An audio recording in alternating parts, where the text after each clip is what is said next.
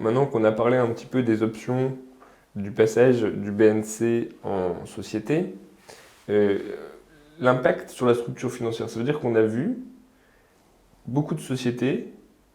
parce que souvent les sociétés qui font des LBO, c'est des sociétés qui ne sont pas des startups, c'est des sociétés à maturation, avec un business model qui est travaillé, qui va être souvent, où la banque elle va accepter de faire un financement parce que les analystes vont pouvoir voir les antécédents du business model, etc. Mais on a vu qu'il y avait, c'est un management qui est différent, et souvent on a vu plus de sociétés faire faillite après une LBO. Ça veut dire qu'il y a des sociétés qui n'auraient pas fait faillite si elles n'étaient pas sous LBO.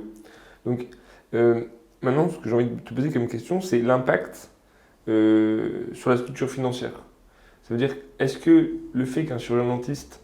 ait recours à une session par financement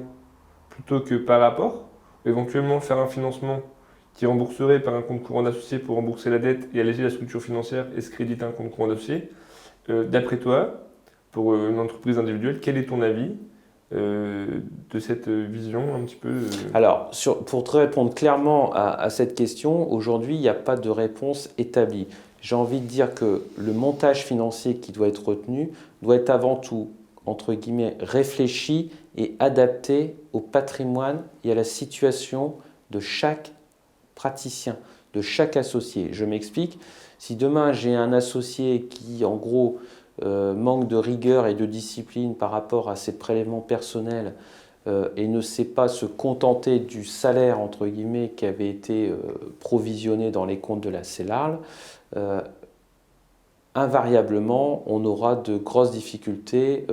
dans la CELARL, qui plus est si on a eu un recours à l'endettement. Donc quand on fait ce type d'opération, que ce soit des cessions, que ce soit des apports, que ce soit des mix, etc.,